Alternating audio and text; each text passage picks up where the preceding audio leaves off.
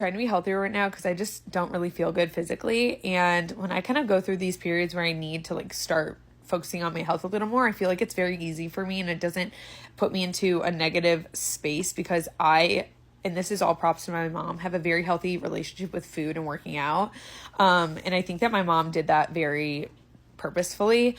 And there's a couple of things that I feel like are good that she told me that I still use all the time. And the first thing is that she always talked about food being fuel, and she never talked about food being either good or bad in terms of your weight, right? Like she never labeled foods as being good or bad. Like she believed in the concept of everything in moderation, but she really talked about like the reason why you should eat healthy is not so that you're skinny, it's so that you feel good and you can live the life that you want to live. Like she would always kind of like lead by example, right? Like I love to eat a very protein and vegetable packed lunch because then I have a lot of energy for the rest of my day and I can like go outside and play and see my friends. Like she always talked about food being positive or negative in the way that it made you feel, not in the way it made you look. And I feel like having that mindset shift is really helpful when you're trying to be healthier, because sometimes you can be like, oh, I have to eat this because it's going to make me skinny. No, change that mindset to say, I get to eat this and it's going to give me a lot of energy and make me feel better physically.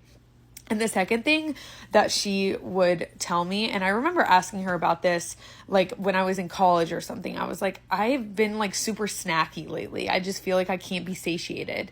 And she was like, oh, I have that happen to me a lot of times too. And what I've learned to do is when I feel like I just like keep eating and I know I've eaten lunch, but I keep going back to the kitchen and getting snacks, I always offer myself an apple. And if I offer myself an apple and I say, no, I don't really want an apple, like that doesn't sound good, that is a clear indication to myself that I'm probably not that hungry. I'm probably just bored. And so I should go do something or like drink some water. Maybe I'm thirsty, whatever it is. And again, this isn't supposed to be something that like you don't eat when you're hungry, but like if you know that you're just in a snacky mood and you're not really hungry, you just ate lunch, offer yourself something healthy. It doesn't have to be an apple. Offer yourself carrots or an apple. And if your body's saying, no, we don't want that, then you're probably not actually hungry. You're just bored and you're looking for something to do.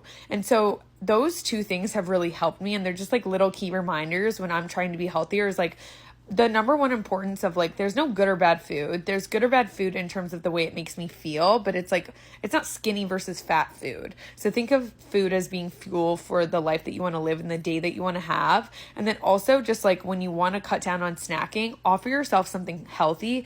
If your body is saying, no, we don't want it, you're probably not hungry and you're just bored and you should drink or do something else.